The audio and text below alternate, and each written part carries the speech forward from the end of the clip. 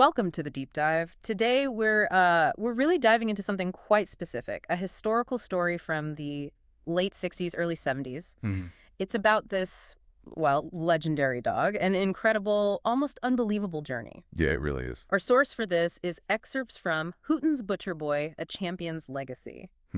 And, you know, we need to be clear up front. We're looking at this as a historical document. Exactly. We're not endorsing the activities described, just exploring the record. Right. So the mission is to unpack the story of HOOTEN'S Ch Butcher Boy, owned by Norman H. Hooten. His story includes this famous or infamous Day of the Upsets. And Butcher Boy, he really was what people call a once-in-a-lifetime dog. All right. We'll definitely get into why his story is so compelling. Okay, let's jump in. His first match, June 69, Oklahoma. He's up against the great 2X winner, Kennedy's Booger Red. Right, a 2X winner already proven twice. So, you know, for a debut match against that kind of opponent, what's the usual expectation? Well, normally you'd think, okay, this is going to be a tough, long fight, maybe a draw, Right. maybe the experienced dog wins. But that's not what happened. Not at all. It was pretty shocking, actually. Butcher Boy killed Booger Red. Yeah. In the pit. In just 36 minutes. 36 minutes in his first match. Exactly. It wasn't just a win. It was a brutal statement. It showed this raw, incredible talent right from the start. Very rare. Yeah, definitely sets a tone. So later that same year, 1969, again, second match, this time in Mississippi, against another 2X winner, Edwards Luke. The source makes this one sound really intense. Oh, it absolutely was.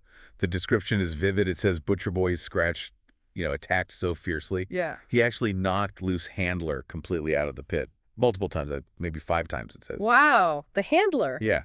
Imagine that sheer power and drive.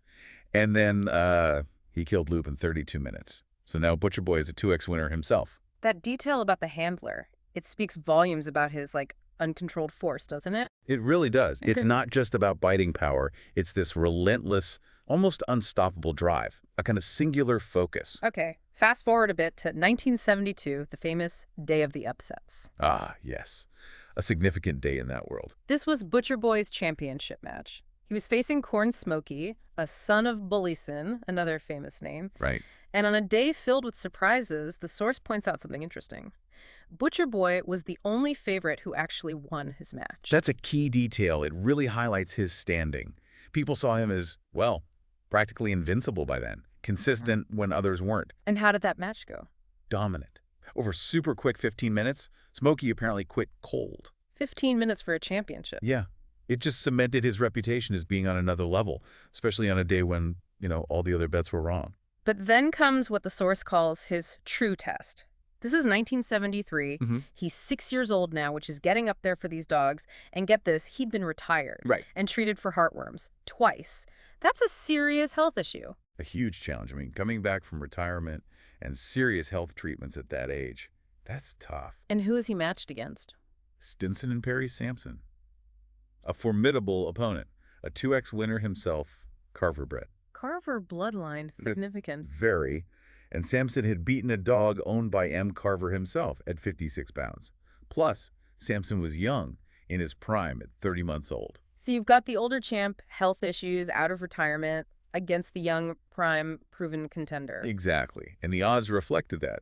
Butcher Boy went in as a 3-to-1 underdog. 3-1 against him, so everyone expected him to lose. Pretty much. But, well, he did it again. He beat Samson. Oh. The source says by biting him down in 1 hour, 45 minutes in a classical match. A long, grueling battle this time. An hour and 45 minutes? After everything. Yeah. And what's really striking and quite somber is that both dogs, Samson and Butcher Boy, died after this match. Both of them. Wow. It speaks to the incredible. Well, the source uses the term game and determination shown by both, but especially by Butcher Boy, to win against those odds at his age with his history. So his legacy. What does it all boil down to? He was awarded Best of Show, posthumously, right? For his dead game, hard-biting efforts. Dead game, meaning fighting with courage right to the very end. A fitting title, I think. It sounds like it. His legacy isn't just the wins, though.